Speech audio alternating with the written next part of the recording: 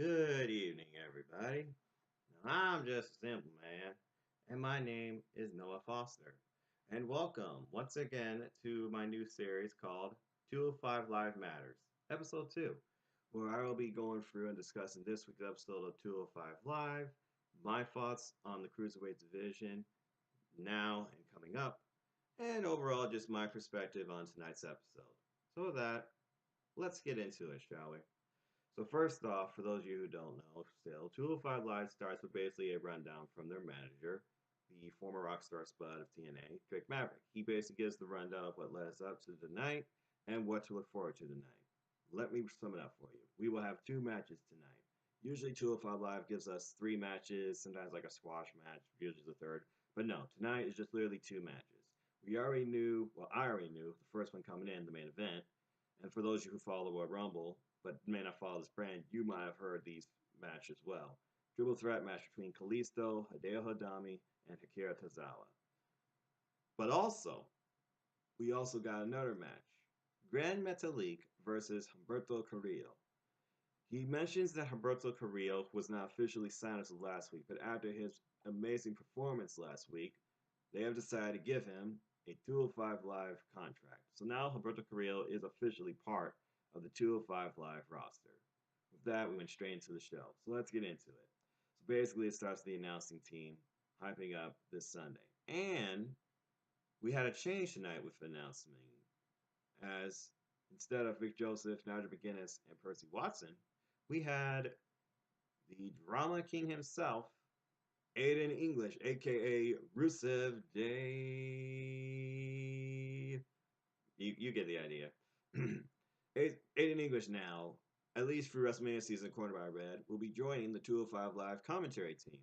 He wishes to deliver a fresh perspective and not only want to deliver strong insight commentary for the fastest hour of action on TV, well, WWE Network, but he also wants to make it the most dramatic hour of television. Dramatic hour of television. What could that possibly entail? I guess we'll see. It'll be interesting to see how he's handled as a commentator too, because if you remember, his character was kind of on the heelish side on SmackDown Live.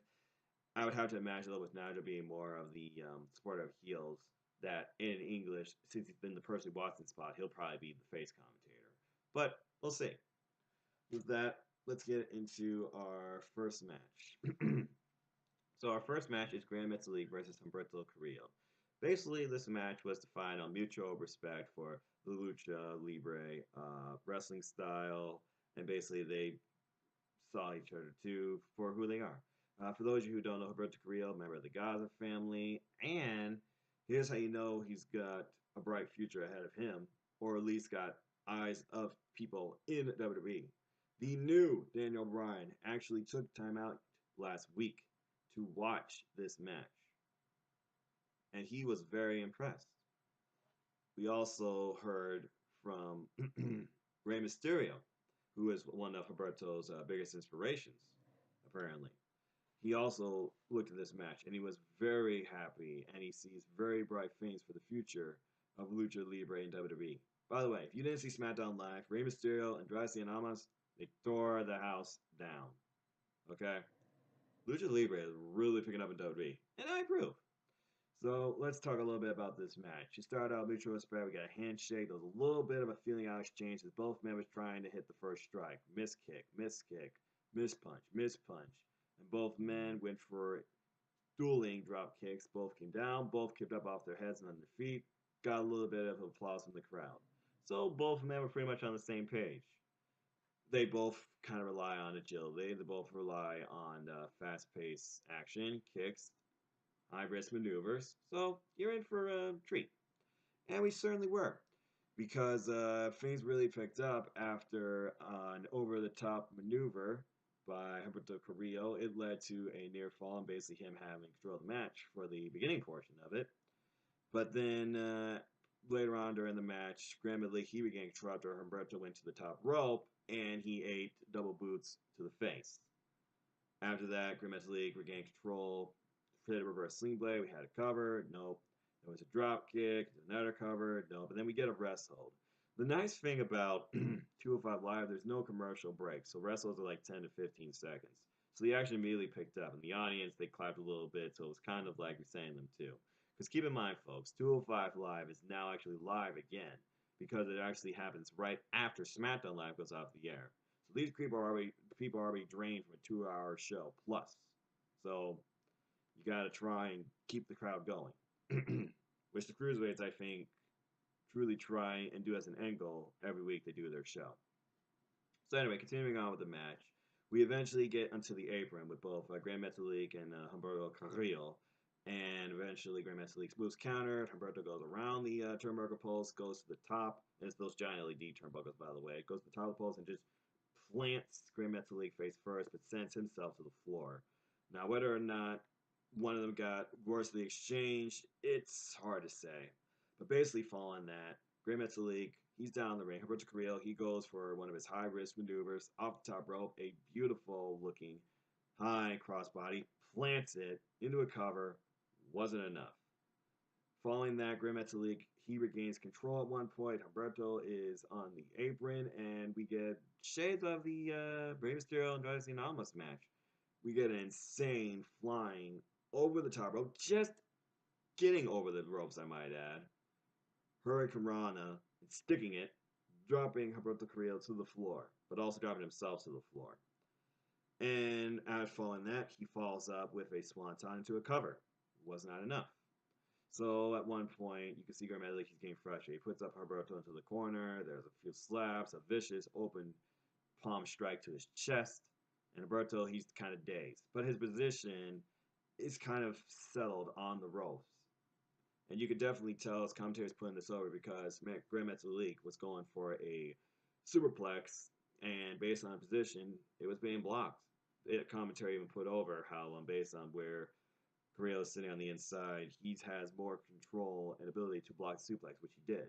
And this led to our ending, where Gran Metalik was countered, and we get a beautiful missile dropkick from Humberto Carrillo, who then goes into what we now learn is his finisher, called the Aztec Press. It's kind of like, let me see if I can get this right. So basically, Jack Gallagher, at one point, he used to do that move where he grabs the top rope and he stands on his head freely, but he has his body standing vertically straight up. So Alberto does something similar, but he slowly goes up to it, and then he just literally twists his body off the other side of the ring of those ropes, off the top rope, presses onto his opponent. Commentary is putting it over as an Aztec press. But anyway, following that, that gave Humberto Carrillo the win. So a good win for his official debut on 205 Live, and both men shook hands. So it was on mutual respect. So I think this was a good opening contest. And following that, we go into a backstage segment in the general manager's office, Drake Maverick's office. And he's basically endorsing and talking about how this is a positive change. Humberto Carrillo will bring great things to the Cruiserweight division, as this match shown. That's why I gave him a contract. But we don't know who he's talking to at first. So the camera goes out and you see who he's talking to. A disgusted Drew Gulak and his running mate, Jack Gallagher, who seems a little disgusted, but not as much.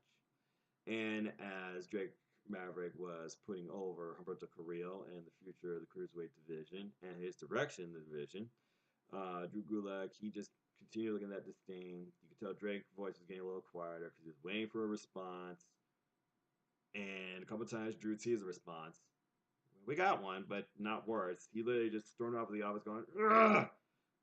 Much louder than that. And then Jackie just literally followed suit. So we'll see what that develops into. But in my guess, we'll probably get Drew Gulak versus Humberto Carrillo after the Rumble. So following that, we go into a couple of promos hyping up the Fatal 4-Way match for the Royal Rumble from a couple of the participants. We first get a promo from Akira Tozawa, and basically he talks about how I've had good times and I've had bad times, but I came here for pride. I came here to win. I'm not here to be a joke. So following that, Brian Kendrick says, look, none of that stuff matters in the past. What matters is that I've taught you everything you need to break the will of your opponents. This is the biggest opportunity for you. And basically on that note, Akira says he's going to become the two-time Cruiserweight champion. And we'll see this Sunday. Stay tuned, by the way, at the end. I'll give you some retrospective on all these people's past title reigns, too. Anyway, moving on From there, we go to another participant, Kalisto, who's backstage with one of his running mates in the Lucha House Party, Lince Dorado, and he basically talks about how he's here to make history, but he's also here to spread joy. He's also here to bring the power of Lucha to the Cruiserweight division. Basically, he is basically sharing this New Day mentality where if one win, we all win. If I become champ, we're all the champs. But I'm also a threat, and my opponent should not take me lightly as a former Cruiserweight champion. By the way, he was also a former Cruiserweight champion like Kiro Tozawa. And then we had, of course, with Lucha. So we'll see what happens from there. So following that, we go into our main events. Again, this show only had 2 matches, which has been the norm for a good 2 long matches, okay? Because these matches, they give you the time to really showcase what everyone can do. So you get a good gratitude for it. So we get Akira Tozawa and I'm blanking, I'm sorry. Kalisto's entrance. But as a third participant we have yet to see do a promo, and he didn't even come out yet. The music didn't come up. Hideo Itami. We then go to Gorilla right behind the curtain where we find Hideo Itami and his running mate, Ariya Daivari, standing by with one of the backstage interviewers. I think it's Sasha Fuentes. I can't remember all their names. But anyway, they asked the question about what would it mean to become Cruiserweight champion, what are you going to do to do it? Hideo did not speak. Daivari spoke in his behalf. He basically said that all of Hideo's opponents, they have had tasted gold. But Hideo has yet to taste gold, which means he's hungry. And that also means he's the most dangerous. And tonight, he will make an example out of his opponents. Then Hideo, he quietly comes in, speaks a little Japanese, and goes out to the ring. By the way, all 3 participants went out to the ring by themselves, so kudos to them. So before the match gets underway, we get an interruption by who else? The champ himself, Buddy Murphy. And it looks like he decided to come out and get a better picture of his opponents for this Sunday and join commentary. Following that, we see that 2 of the 3 participants are distracted. The other one capitalized for the moment. There were multiple times where the 3 participants in this triple threat were distracted by the champ. Not necessarily by the champ himself, but just looking at the champ. At one point, one of the participants was thrown into Buddy Murphy, and he left commentary, dropped his headset, and it looked like he was about to get involved in the match. But he didn't. But I'll tell you this, since that spot, he did not say a single word the rest of that match. I will tell you this, though. Based on the questions he was asked, he did deliver this in commentary. This Sunday, he is here to cement his legacy and prove he's the greatest cruiserweight of all time. And when he does that, he will complete that goal. He basically says the only thing he's competing with at this point is history. Simple as that. So, yeah, we'll see what happens this Sunday. But anyway, let's get back to the match, because it was a pretty good match. So basically, we got a little bit of back and forth action at first between Kalisto and Akira. They both team up, take out Hideo. At one point, though, Hideo, he comes back in, and he takes control. But before this, though, there was a wicked diving headbutt spot from Akira Tozawa that drove Kalisto's spine first to the announce table. That took him out for a while. But then Hideo comes in, and he talks about, respect me! And basically, he gets into a couple of covers, but they don't mean anything. And then following that, Kalisto eats a nasty kick when he was finally trying to get back into the ring from Hideo. Commentary was putting over, by the way, how vicious Hideo looked tonight, and Aiden was talking about how hard Hideo's strikes are. Again, Aiden English, the fact that he's an active participant, he could tell us a little more about these participants and the feel in the locker room. So I think this is a positive change compared to Percy. I think they both do okay, but I could see Aiden doing much more in this position than Percy has. So, again, we'll see what happens. So, following that, we get another turn for control with Akira, who regains control and delivers a high-angle backdrop driver and a drop kick to Kalisto, who just comes in diving off the top rope and eats a drop kick. And we get a near fall on Hideo by Akira. Nope. Eventually, Akira, he goes once again for a suicide headbutt, I like to call it. He was going after Kalisto this time, but Hideo cuts him off at the pass with a wicked clothesline and goes for a cover. But then Kalisto, he literally just runs in as fast as he can to break it up. And he was crawling. So all 3 men are down right now. At this point, all 3 men, they slowly get up. They're fighting each other on their knees. Basically just slaps and tacks. and the champ is just still watching on. But eventually, all three men get up to their feet, and we have exchange of slaps and kicks and slaps and kicks in this triangle trifecta, I like to call it. But it finally broke down when Akira he got the last word on both his opponents with the fake out jab. I love seeing that move, by the way, where he faked out jabs both Hideo Itami and Kalisto. So Akira right now has control in this match. Finally, we get to a spot where they were trying to do some high risk maneuver with Hideo Itami, Akira was. And then Kalisto, he joins the fray as Hideo was blocking. Both men were fighting for control. So we have 2 against 1. You think that they would be able to superplex Hideo. No. Who comes into play? Buddy Murphy. Buddy Murphy delivers a vicious Tower of Doom powerbomb to Hideo Itami, who's at the very top, by the way, so he probably got the worst impact, and Akira Tozawa and Kalisto. So all 2 men are down, but Buddy's standing in the ring. Keep in mind, triple threat match, no disqualification. So the match keeps going. We need a winner. We need a decision. Commentary is basically putting it so that was this Buddy's plan all along? Buddy is also not only a strong champ, but an intelligent champ, because, Nigel, he endorses the heel. And basically, he just beats down on his opponents, but only 2 of them. So it's interesting, the in-ring psychology I see here. He left Hideo Itami alone. Does he plan to work with him this Sunday? Does he consider him not a viable threat because he hasn't won the gold? I don't know. But anyway, he attacks both Akira Tozawa and Kalisto for a period of time and just stands there and glows for a little bit. And as he tried to continue attacking, he eats a kick from both Kalisto and Akira Tozawa individually. Both men get up and then super kick Buddy, drops him. And then we basically get a finisher and a signature. Kalisto hits the Salito del Sol on Buddy Murphy. And then we get a suicide headbutt from Akira to Buddy Murphy as well. That basically eliminated Buddy Murphy from the picture for the rest of the match. So basically the match is in our face now as we continue. So following that, it was back to business. Kalisto, he comes off the top rope, does like 360 or 450, I think, onto Akira to regain control. And Hideo, he's still down, but not as down as you would think, because Hideo, he comes back into play and delivers a beautiful Falcon Arrow on Akira Tozawa, goes for a cover. Not enough. So following that, we have exchanges between Akira and Hideo.